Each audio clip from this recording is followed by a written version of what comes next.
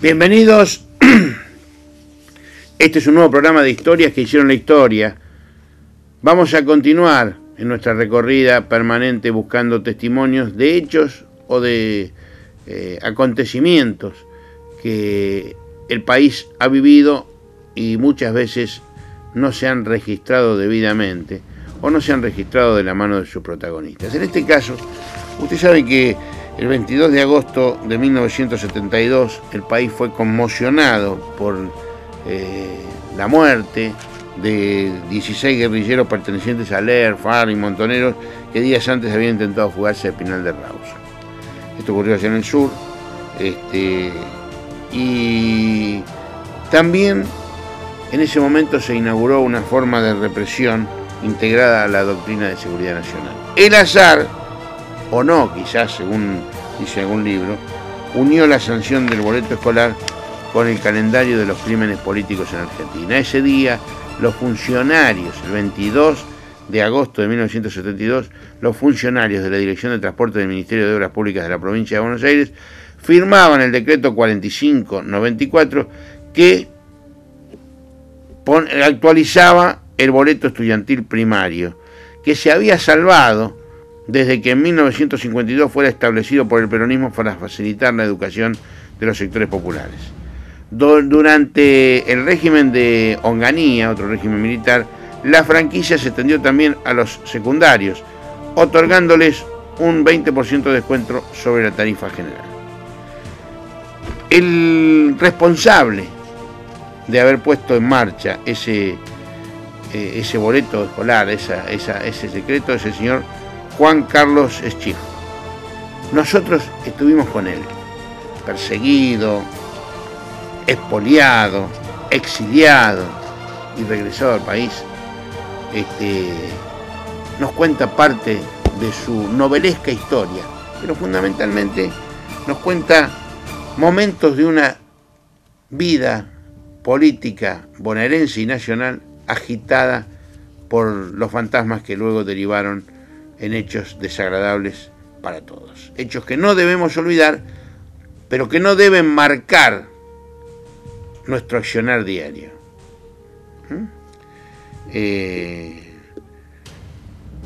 Vamos a la palabra del señor entonces Juan Carlos Schiff. En el año 1966, llegado del interior del país, me comunico con un amigo, Caroseli Señoranz, que su tío era director de la CIDE en aquella época, y él me recomienda al coronel Mucio, que era el intendente de Avellaneda, del gobierno de Onganía, exactamente. Ahí yo fui director de tránsito 66, 67, 68, 69 y 70. En 70 se cambia el intendente y entonces durante un año yo renuncio. El año siguiente asume Otero como intendente del peronismo que había ganado las elecciones. Y Otero me nombra coordinador general de tránsito y transporte en virtud de que ya había otro señor del partido, amigo de ellos, que había asumido como director. Bueno, ahí estoy hasta el 71, que renuncia al gobierno para comenzar la etapa de elecciones, y yo hago en ese momento, recomendado por amigos y excompañeros y a través de un tío mío que era soberano al gran comendador de la masonería, me hacen una carta para el general Perón y me voy a España a visitarlo. En ese momento yo llevo una propuesta al general con respecto a ideas nuevas para el transporte de tránsito de cargas y de pasajeros, que él gustó mucho de eso, y de una persona que era muy amiga mía, se llamaba Leandro Maisonave, que junto conmigo hicimos la secretaría privada y manejamos el control de la agenda del doctor Videgain en toda su campaña política. junto a su mujer y a su hija Gloria y a su hija Cristina.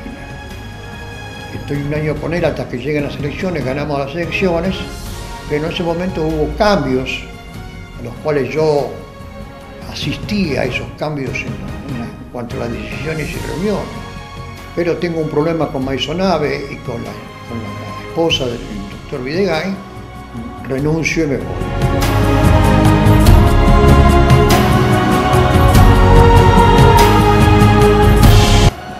Con gran poder económico porque estaba apoyado por el dinero que había logrado convencer al grupo Montoneros cuando él fue secuestrado, y le cambia la faz a todo eso, y a cambio del dinero del rescate él inventa lo del banco en Estados Unidos, se asocia con los Montoneros y se va del país y crea en New York este Banco América, no el Ojo América, sino el Banco América. Y desde ahí vuelve a la gestión de las relaciones públicas y se contacta con todo quien era o quien tenía dinero suyo en el país, a partir del grupo militar, del grupo del gobierno y del grupo de la iglesia, esta vez Monseñor Plaza. Y yo conozco esto porque cuando pasa esta cosa yo tenía un plan de una posibilidad de implantar un sistema de transporte de ferrocarriles elevados que había tenido yo la oportunidad en España de conocer a los dueños y creadores de un sistema de transporte elevado, que era la solución integral al transporte masivo hasta el día de hoy, porque vinieron la gente de España, se hicieron los estudios, presentamos el proyecto, porque era un tren que se movía a través de un sistema que podía ser implementado en cualquier calle o avenida de la ciudad, porque pasaba por encima del tráfico y podía ser implantado sobre columnas de cemento de un diámetro de 80-70 centímetros, algo sensacional que hubiera adelantado y tendríamos hoy el mejor sistema de transporte masivo del mundo dentro de la ciudad. Tengo ese proyecto porque se realizó hasta lo último la prefactibilidad del proyecto, y lógicamente después del golpe en el 76 los militares lo destruyeron y quedó ahí encajonado y nunca más. Yo lo tengo guardado para en algún momento poder implantar la idea y la posibilidad de crear este sistema que va a solucionar integralmente el problema del transporte de pasajeros. Desgraciadamente, en ese momento, Calabró, que aprobó el plan del tren, me recomienda a Eduardo Graeber en Estados Unidos para ver la posibilidad de que el banco famoso financie la instalación del tren. Le vendo el plan, le gusta mucho, está dispuesto a invertir, desarrollamos todo un proyecto con él y me vuelvo para Argentina para, lógicamente, seguir estudiando y viendo la posibilidad, que fue unos meses antes del golpe militar del 76, donde los militares no quieren saber nada con el proyecto, pero eso me causó el trastorno más grave de mi vida, porque apenas asume el gobierno Videla, a los meses siguientes comienza la campaña de concientización de Macera con los gremialistas peronistas a través de Calabró. El día que vino el gobierno del general Sánchez aquí a La Plata, él va a quedarse escondido, o medio guardado, o distanciado del gobierno en mi propia casa que yo tenía en City Bell, donde él vivió casi más de un mes y venían todos los días representantes de la Marina a traer mensajes y llevar mensajes personales con Calabró. Y estaba en mi casa, así que sabía de todo. Al poco tiempo, el gobierno, los militares, con Suárez Mason en la cabeza, que eran los opuestos a Macera, porque Suárez Mason quería definir una situación que tenía que sacar del medio a Calabró y a Macera para él poder implantar su proyecto. Así que era una pelea interna dentro del gobierno militar, que nunca se supo, ahora se comenta alguna cosa. Pero fue una realidad y lo viví personalmente, conocí todos los personajes, conocía la información, que es la que estaba buscando él, porque Suárez Mason quería esa información de la relación y pruebas de la relación, perdona la redundancia, con Calabró Macera, para poder tener una disculpa con Viola y con Videla y cambiar el curso de la historia que fue tan triste después. Porque al no poder cometer ese acto, Suárez Mason levanta un poco la fuerza de su operación, Calabró se va a vivir a un departamento que le pone Macera y se queda ahí. Todo eso a mí me dio la facilidad de tener esa información de primera mano, personalmente, y me convirtió en una persona que era muy pretendida por Suárez Mason para tener él los argumentos en contra de Macera.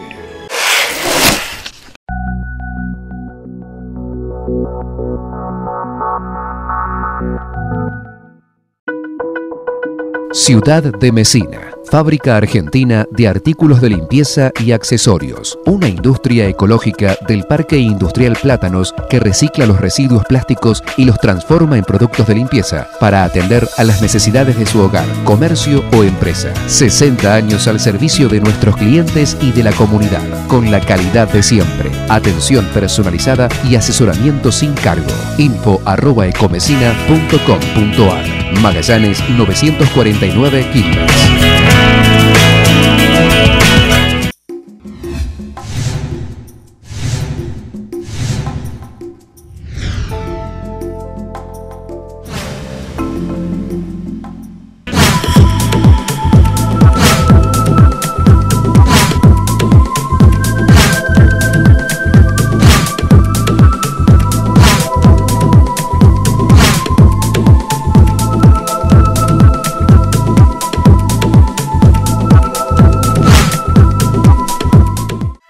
Yo propongo que haya más trabajo y menos pobreza. Yo propongo que abrir un comercio sea más fácil. Yo propongo que podamos salir de casa sin miedos. Yo propongo que nuestra ciudad esté limpia todos los días. Yo propongo que haya mejor atención en los hospitales públicos.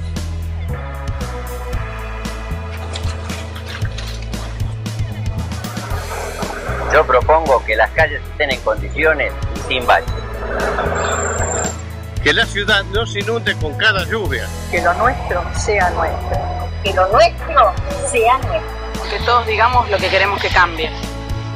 Yo propongo que todo esto se haga.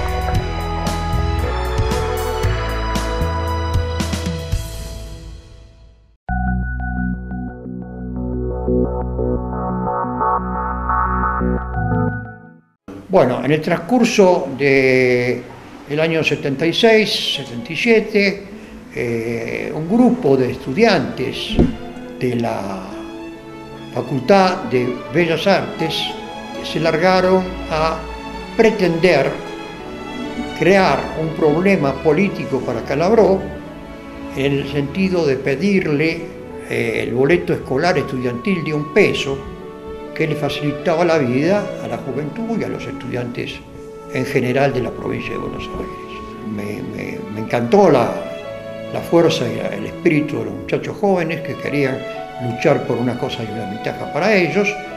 No sabía que estaban atrás cierta gente que después supe. Los estudiantes organizaron movimentaciones, una de ellas se hizo frente a la Ministerio de Obras Públicas, donde yo tenía mi despacho, y ahí era donde ellos se reunieron conmigo para solicitar el boleto escolar, dado que la Dirección de Transporte tenía el manejo de los precios de los boletos y podía disponer de la posibilidad de darles a ellos esa ventaja. Y yo logré que ellos me otorgaran la posibilidad de darles el boleto escolar a estos grupos de La Plata para después ponerlo en toda la provincia de Buenos Aires. Me considero un triunfador, hice mucho por ellos, que después me costó muy caro porque pasado el periodo del golpe militar, se formó en la provincia de Buenos Aires una comisión represora en contra de delitos de los grupos de izquierda contra el gobierno, que no era así. Entonces se formó una comisión que estaba integrada y presidida por el coronel Sanz, después fue general, era gobernador en ese momento de la provincia de Buenos Aires, y lo puso al mando de ese grupo de represión al comisario Checolás, que hoy, gracias a Dios, está preso, pero no pagando porque tenía que haber pagado hace 20 años. Y Checolás se juntó con los otros comisarios como el comisario Rose, el comisario Verdún, que fue un jefe de investigaciones muy duro, era gente muy dura, y formaron un comando de represión de 5 personas que fue terrible. Yo nunca puedo olvidar lo que yo viví en el castigo corporal a los miembros de esa comisión de muchachos jóvenes y chicas, y me tocó a mí también porque Checolás consiguió ponerme preso, pero como yo estaba buscado y interesado el general Soles Mason por la otra información que yo tenía sobre Calabró y Macera, me salvé la vida, porque el Checolás tuvo que dejar un espacio, me castigaron, me pusieron la picana eléctrica, que me deterioró parte de mi cuerpo, tengo un problema muy serio, todavía hoy, y acabó con mi vida este hombre, pero yo fui requerido nuevamente por Soles Mason, volví a la capital, al Regimiento 1 de Infantería y a la Comisaría 23 en Santa Fe y Gurruchaga, donde estuve preso parte del tiempo en el regimiento y parte del tiempo aquí en La Plata en la Jefatura de Policía. Luego conseguí, gracias a que yo tenía personalmente mío y por herencia de mi familia, una muy buena fortuna, habiendo heredado un campo muy grande en la ciudad de Azul, pude negociar mi libertad, mi vida, y convencer al coronel Flores Jouvet, como causa de que pude presentarle las pruebas de mi trabajo sobre el tren y el futuro del transporte de pasajeros, y él se convenció que era un hombre que tenía posibilidad de crear futuro, entonces no me podía matar, porque había mucha gente que sabía de eso y me querían, sobre todo el sector transportista, del cual era un líder en ese momento. Entonces conseguí negociar 1000 hectáreas de mi campo, que era lo último que me quedaba, firmarles un documento de poder de venta a ese grupo militar y salvar mi vida. Al poco tiempo de pasar esto, el coronel Flores Jouvet se convence de mi personalidad y manda a ponerme en libertad, pero me pone el requisito inmediato de salir del país y no volver nunca más. Cosa que ocurrió, tuve que dejar mi familia, mis hijos, todo aquí, entregarles las propiedades, un departamento en la calle Juncal que era también de gran valor, en fin, todo lo que tenía prácticamente en mis saberes para salvar mi vida. Y eso fue lo que salvó mi vida, pero me destruyó porque no me dejaron volver nunca más al país. Tenía un personaje que había sido del partido peronista y después estaba con los militares y después estaba con los montoneros. Uno de estos sinvergüenza de la vida que me tenía amenazado de muerte junto con el grupo militar si yo volvía o decía algo sobre lo que estaba pasando. Yo estaba muy asustado, me enfermé mucho, me agarró un ataque de depresión masivo muy grande, entonces al poco tiempo me fui del país. Me pagaron un pasaje, un avión que se dirigía a Europa, y ahí comienza una nueva etapa de mi vida para poder aguantarme estos 30 años de amenaza de muerte a mi familia, a mí, de que no volviera al país y que no hablara de esto. Fueron 30 años de castigo terrible, que sufrí muchísimo, me enfermó violentamente hasta el día de hoy, tengo 3 bypass, tengo una neuropatía diabética muy grave, consecuencia de todo esto, y me enfermé de todo. Tengo todas las pruebas de los hospitales y clínicas de Estados Unidos que me atendieron, y el gobierno americano me respaldó y me ayudó, dándome lo que se llama ya el disability, que me permitía a mí tener una casa del gobierno y un pasar de alimentación y nada más, porque no había nada más. Y eso me permitió mantener mi vida hasta el día de hoy, que volví gracias a la gestión que hice con el doctor Suárez, que es mi amigo y hoy es mi abogado, y me está ayudando mucho porque estoy reclamando una recompensa por lo que me robaron y por lo que me lastimaron. Ya estoy viejo, pero tengo mis hijos, tengo 4 hijos varones, y yo creo que merezco, después de 30 años de castigo, tener esa recompensa. Pero bueno, eso es una cuestión aparte que no tiene que ver mucho con lo que pasó realmente.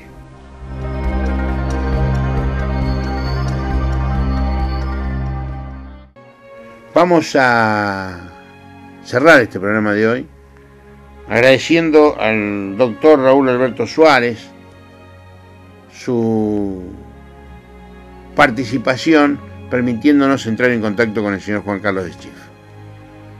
Suárez es un abogado de Quilmes y desinteresadamente nos ofreció hasta su casa para hacer esta grabación. Los secundarios pagaron duro el tributo de sus movilizaciones para defender el boleto escolar. Esto ocurrió cuando el gobierno militar se hizo cargo posteriormente del manejo de la administración pública. Pero eso es parte de otra historia que en algún momento vamos a reflejar. Esto ha sido Historias que hicieron la historia. Muchísimas gracias y hasta la semana que viene.